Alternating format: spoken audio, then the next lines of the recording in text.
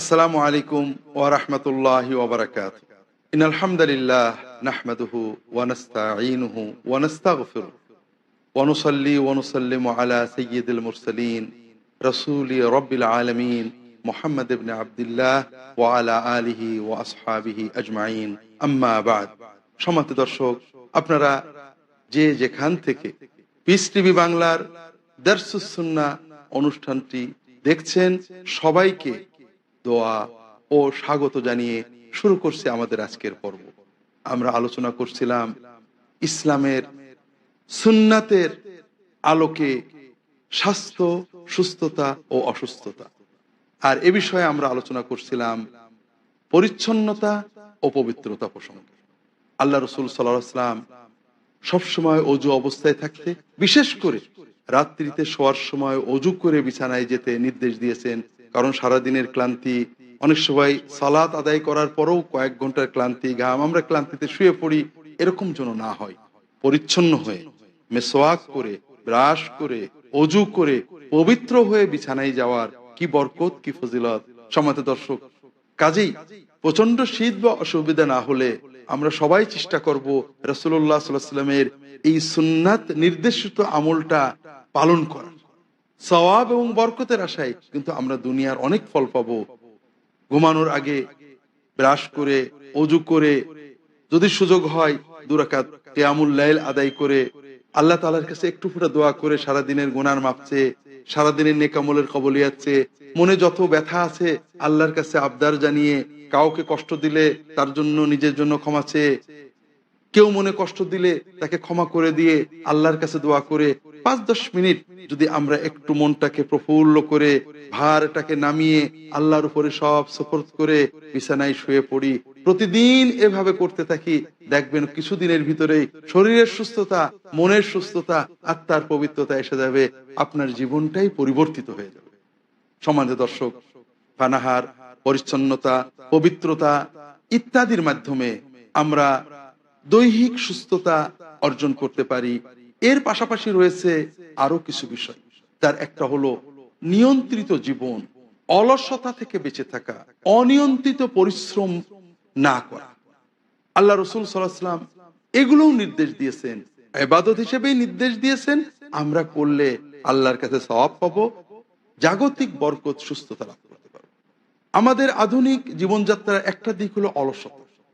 আর অলসতা ইসলামে এত ঘৃণিত জিনিস যে রাসূলুল্লাহ সাল্লাল্লাহু আলাইহি ওয়াসাল্লাম আল্লাহর কাছে প্রতিদিন বারবার সালাতের ভিতরে, সকালে, সন্ধ্যায় আশ্রয় চাইতেন। যে কয়টা বিষয়, তার ভিতরে একটা হলো অলসতা, আলসেমি। অলসতা একটা ব্যাধি। কাজ করতে মন চায় না, খাচ্ছি, দাচ্ছি, ঘুমাচ্ছি, ঘুরে বেড়াচ্ছি, এটা একটা ব্যাধি। কর্ম, মানুষকে আল্লাহ বানিয়েছেন দেহটাকে কর্মের জন্য। আল্লাহ রাসূল সাল্লাল্লাহু আলাইহি ওয়াসাল্লাম দোয়া করতেন সব সময়, আল্লাহুম্মা ইন্নী আউযু বিকা মিনাল হাম্মি ওয়াল হাযানি ওয়াল আজজি ওয়াল কাসালি। আয় আল্লাহ, আমি আপনার কাছে আশ্রয় চাচ্ছি দুশ্চিন্তা, হতাশা, এগুলো থেকে আপনি আমাকে রক্ষা করবেন।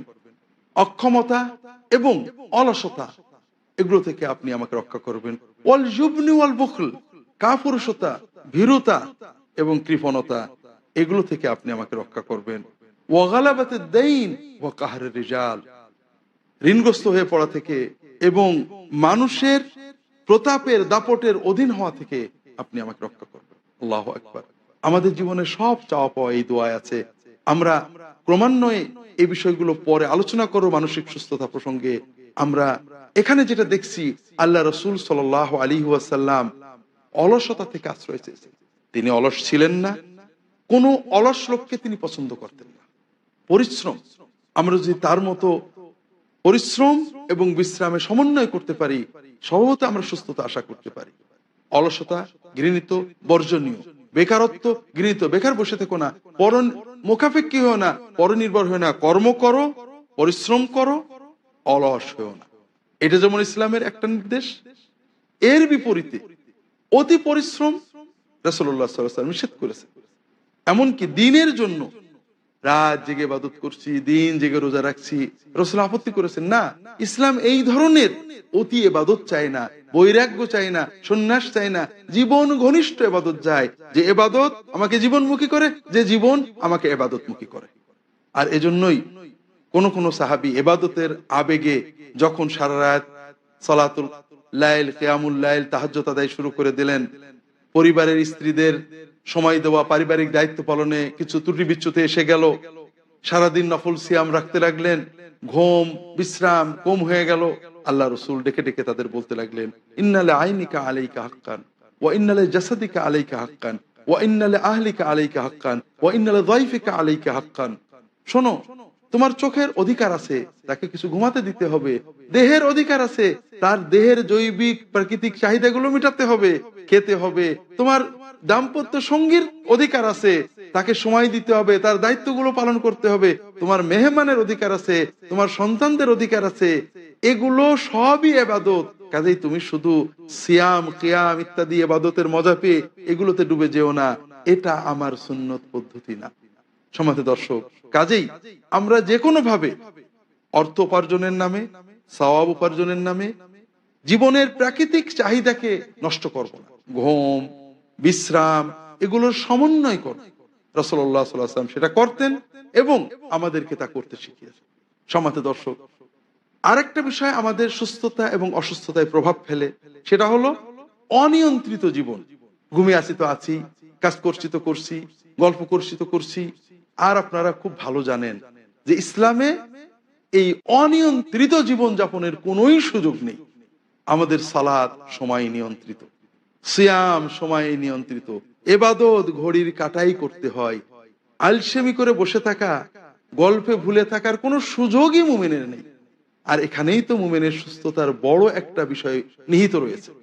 যদি আমরা রাসূলুল্লাহ সাল্লামের মতো নিয়মিত সালাতগুলো আদায় করি, যতই গল্প বা কর্মে থাকি, সালাত হয়ে গেছে, মসজিদে চলে যাচ্ছি হেঁটে। রাসূলুল্লাহ সাল্লাম হেঁটে যেতে উৎসাহ দিতেন। আমরা হেঁটে যাচ্ছি, আমরা ফ্ল্যাটে থাকি 8 তলা 9 তলায়, লিফটে নামি। রাসূলুল্লাহ সাল্লাম বলছেন, সালাতে যখন বান্দা ওযু করে বেরোয়, প্রতিটি পদক্ষেপে একটা করে আল্লাহ তাআলা নেকি দেন, একটা গুনাহ মাফ করেন, একটা মর্যাদা বাড়িয়ে দেন। আমরা হেঁটে যাব, রাসূলুল্লাহ হেঁটে যেতেন। আবার কিভাবে হাঁটতেন? তিনি দ্রুত হাঁটতেন, শক্ত পদক্ষেপে হাঁটতেন, নরম করে আলসেমি করে নয়, শক্তি এবং সামর্থ্যের সাথে, দৃঢ়তার সাথে তিনি হাঁটতেন। আমরা যদি রাসূলুল্লাহ সাল্লাল্লাহু আলাইহি সাল্লামের মতো নিয়ম শৃঙ্খলার ভিতরে জীবন যাপন করতে পারি, তাহলে অনিয়ন্ত্রিত জীবনের, অনিয়মের জীবনের যে ক্ষতি, যে অভিশাপ, এটা থেকে আমরা খুব সহজে বেঁচে থাকতে পারবো। আমরা যখন অফিসে যাব লিফটে নামবো, যখন সালাতে যাব সুযোগ থাকলে হেঁটে নামবো। আমাদের শরীর চর্চা হবে, কিন্তু ওটা উদ্দেশ্য নয়, সওয়াব বাড়বে, এটা আমাদের উদ্দেশ্য হবে। মসজিদে যাব, রাসূলুল্লাহ সাল্লাল্লাহু আলাইহি ওয়াসাল্লাম ঈদের মাঠে মসজিদে হেঁটে যেতে উৎসাহ দিতেন।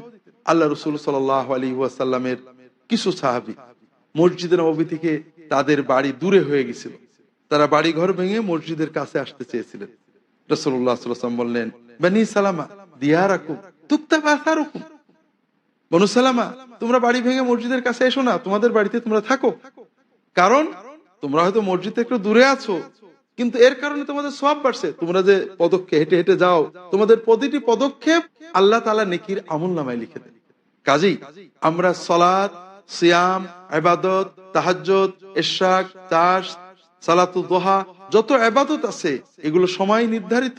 কাজেই আমরা যখন দ্বীনের মূলনীতির ভিতরে থাকবো, তখন এই সময়ানুবর্তিতা আমাদের জীবনে এমনি এসে যাবে, আর অনিয়ন্ত্রিত জীবনের সুযোগই আর থাকবে না।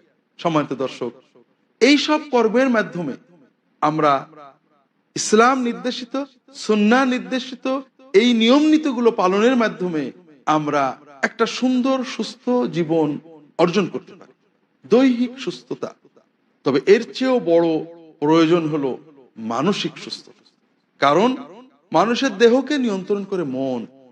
মন যদি শক্তিশালী হয়, দেহের রোগ অনেক সময় সুস্থ হয়ে যায়। আর মন যদি হতাশা, বিষাদগ্রস্ত হয়ে যায়, তখন রোগ দেহের উপরে জেগে বসে। আর এজন্যই আল্লাহ রাসূল সাল্লাল্লাহু আলাইহি ওয়াসাল্লাম মানসিক বিনোদন, আনন্দ, শান্তি, সুস্থতার ব্যবস্থাপত্র দিয়েছেন তার নিজের কর্মের মাধ্যমে এবং নির্দেশনার মাধ্যমে। সম্মানিত দর্শক, আল্লাহ রাসূল সাল্লাল্লাহু আলাইহি ওয়াসাল্লাম দৈহিক বিনোদনের ব্যবস্থা করেছেন। খেলাধুলা করতে নির্দেশ দিয়েছেন, যে খেলাধুলা নির্মল, দৈহিক বিনোদন হয়। বসে বসে তাস খেলা ইত্যাদি হারাম করে দিয়েছেন। যে খেলা ভাগ্য নির্ভর, যাতে শরীর চর্চা নেই, এগুলো ইসলাম বৈধ করে না। খেলার উদ্দেশ্য সময় নষ্ট করা নয়, খেলার উদ্দেশ্য শরীরে রক্ত চলাচল বাড়ানো, শরীরের চর্চা করা, শরীরকে সুস্থ রাখা। বিনোদন এবং শরীর চর্চা হলো খেলার উদ্দেশ্য। আর হাদিস শরীফে এ বিষয়ে অনেক নির্দেশনা রয়েছে। সম্মানিত দর্শক, বিনোদন, শরীর চর্চা, কিভাবে অন্যান্য বিষয় দিয়ে মানসিক সুস্থতা অর্জন করা যায়, আল্লাহ রসুল সাল্লাল্লাহু আলাইহি ওয়াসাল্লাম সে নির্দেশনা দিয়েছেন। আবার যে সকল কারণে দৈহিক বা মানসিক অসুস্থতা আসতে পারে এগুলোর পথ বন্ধ করেছেন। এ বিষয়ে আমরা জানি বিনোদন আমাদেরকে সুস্থ করে। সুস্থ বিনোদন শুধু মনের বিনোদন নয়, দেহের বিনোদন, শুধু একক বিনোদন নয়, পারিবারিক বিনোদন। আর এজন্যই ইসলামে সবচেয়ে ভয়ঙ্কর ভাবে নিষেধ করা হয়েছে অশ্লীলতা, এবং সবচেয়ে গুরুত্ব দেওয়া হয়েছে পারিবারিক জীবনের। আমরা যদি অশ্লীলতার দরজা খুলে রাখি আর আমাদের মানসিক সুস্থতা, দৈহিক সুস্থতার জন্য চেষ্টা করি, তাহলে আমাদের অবস্থা কেমন হবে? নৌকা ফুটো রেখে দিয়ে শুধু পানি শেষে নৌকাকে বাঁচানোর চেষ্টা করা। আমাদের দৈহিক অসুস্থতার অন্যতম কারণ যেমন অশ্লীলতা, মানসিক অসুস্থতারও অন্যতম কারণ অশ্লীলতা। আল্লাহ রসুল সাল্লাল্লাহু আলাইহি ওয়াসাল্লাম নিজেই বলেছেন, যখন অশ্লীলতা সমাজে ছড়িয়ে পড়ে তখন মৃত্যু বেড়ে যায়, নানাবিধ রোগ ব্যাধি ছড়িয়ে পড়ে। বিভিন্ন হাদিসে রাসূলুল্লাহ সাল্লাল্লাহু আলাইহি ওয়াসাল্লাম বলেছেন 5টি পাপের কারণে 5টি পাপ ছড়ায়। তার মধ্যে একটা হলো ইযা যাহারাতিল ফাহিশা কাসুরাল মাউত, যখন অশ্লীলতা ছড়িয়ে পড়ে মৃত্যু ছড়িয়ে পড়ে, অর্থাৎ রোগ ব্যাধি, নতুন নতুন রোগ ব্যাধি হয়, মানসিক রোগ বাড়ে। অশ্লীলতা মানেই মনের অশান্তি, পারিবারিক বন্ধনহীন একটা পশুত্বের জীবনযাপন করা। কাজেই মানুষ মরে, শুধু মরেই না, মানুষ আত্মহত্যা করে।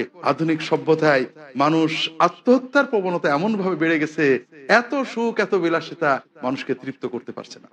সম্মানিত দর্শক, আর এজন্যই ইসলামে এর বিপরীতে বিবাহ করা এবং পারিবারিক সুন্দর জীবনযাপন করতে উৎসাহ দিয়েছে। এটা দৈহিক এবং মানসিক শান্তির অন্যতম শর্ত। যদি আমরা ঠিক সুন্নাহ সম্মত পারিবারিক জীবন যাপন করতে পারি, তাহলে আমাদের মানসিক সুস্থতার পাশাপাশি দৈহিক সুস্থতা নিশ্চিত হয়। সম্মানিত দর্শক, এর পাশাপাশি সন্তানদের এবং বড়দের সবার জন্যই শরীর চর্চামূলক বিনোদনকে আল্লাহ রসুল সাল্লাল্লাহু আলাইহি ওয়াসাল্লাম উৎসাহ দিয়েছেন। আল্লাহ রসুল সাল্লাল্লাহু আলাইহি ওয়াসাল্লাম বলছেন, এল আবু বানি আরফেদা লিয়ালামাল ইয়াহুদ আন্না ফি দীনিনা ফাসহা ইন্নানি উরসিলতু বিহানিফিয়াতিন সামহা। বানি আরফেদা, তোমরা খেলাধুলো করো, শরীর চর্চামূলক খেলাধুলো করতে থাকো, যেন ইহুদিরা বোঝে আমাদের দিনটা কঠোর নয়। দিনের নামে একটা কঠিন জীবন যাপন করা এটা আমাদের উদ্দেশ্য নয়। আমাকে আল্লাহ তাআলা প্রশস্ত উদার হানিফিয়া দিয়ে প্রেরণ করেছেন, হানিফ ধর্ম দিয়ে প্রেরণ করেছেন, যেখানে তাওহীদ, ইবাদত, পরিবার, বিনোদন সবকিছু একত্রিত করা হয়েছে। সম্মানিত দর্শক, সময় হলো বিরতিতে যাওয়ার। বিরতির পরে এসে আমরা এই নির্দেশগুলো আলোচনা করব। ততক্ষণ আমাদের সাথেই থাকুন। আসসালামু আলাইকুম ওয়া রাহমাতুল্লাহি ওয়া বারাকাতুহু। আসসালামু আলাইকুম ওয়া রাহমাতুল্লাহি ওয়া বারাকাতুহু।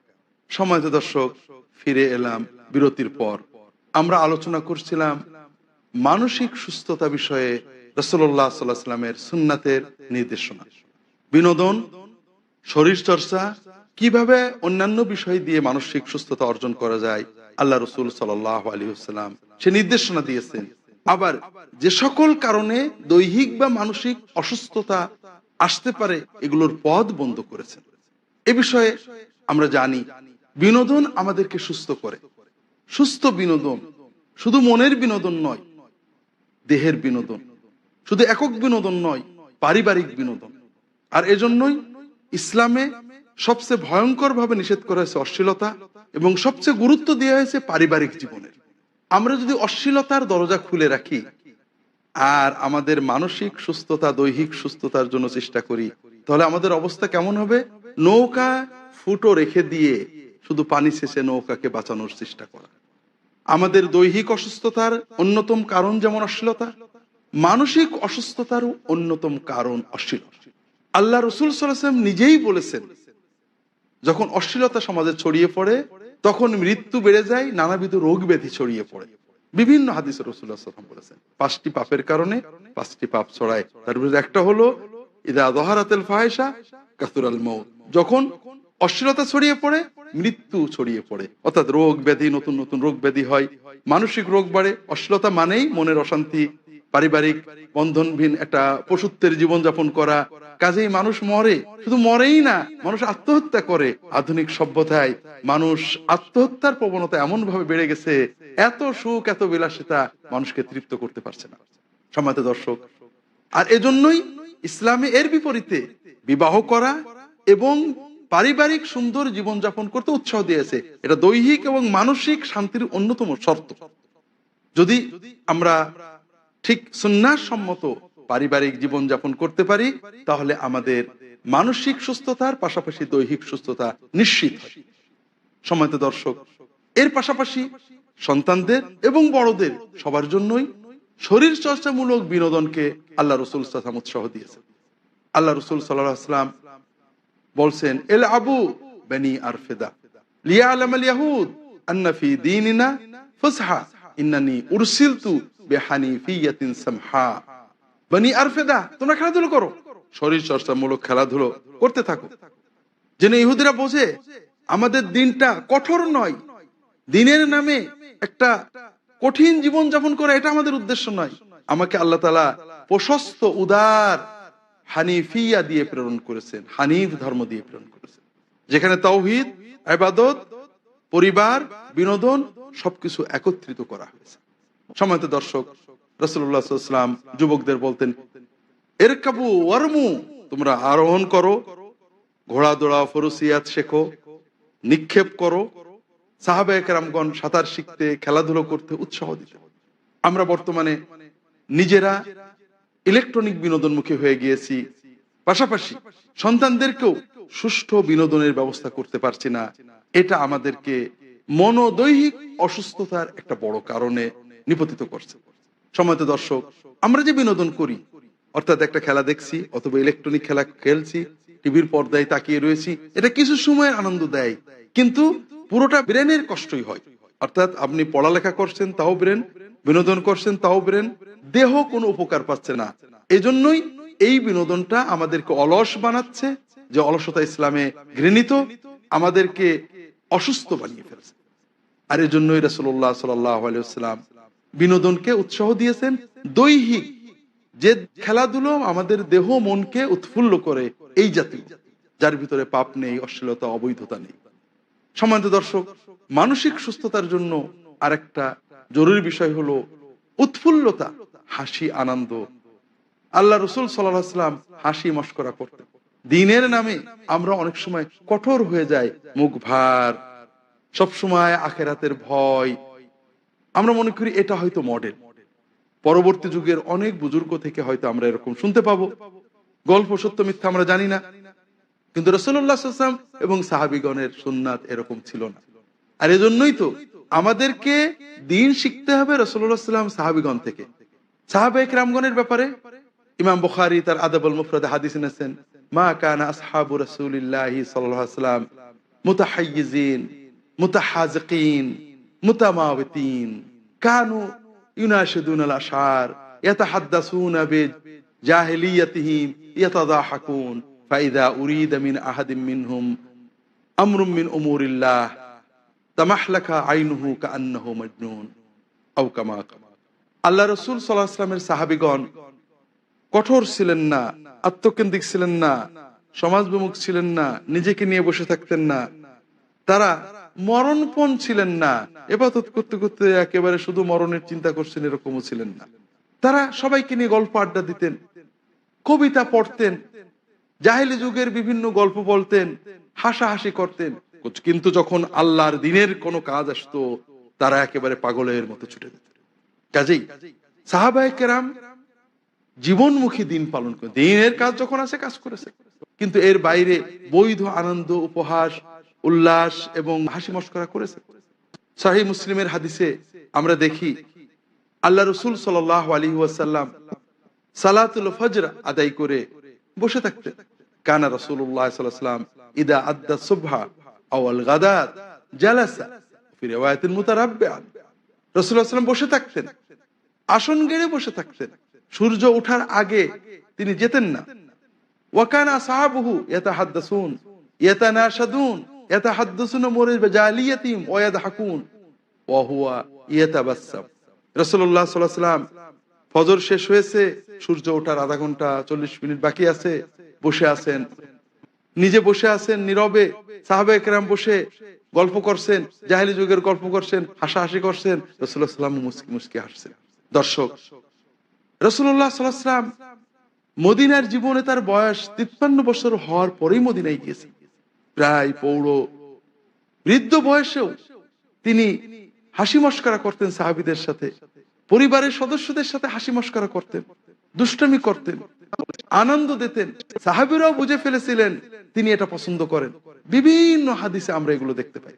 আল্লাহ রাসূল সাল্লাল্লাহু আলাইহি ওয়াসাল্লামের এক মহিলা সাহাবী রাসূলুল্লাহ সাল্লাল্লাহু আলাইহি ওয়াসাল্লামের কাছে এসে বলছেন, ইয়া রাসূলুল্লাহ ইন্না যাওজি ইয়াদউক, ইয়া রাসূলুল্লাহ আমার স্বামী আমাকে পাঠিয়েছেন, আপনাকে একটু দাওয়াত দিচ্ছেন।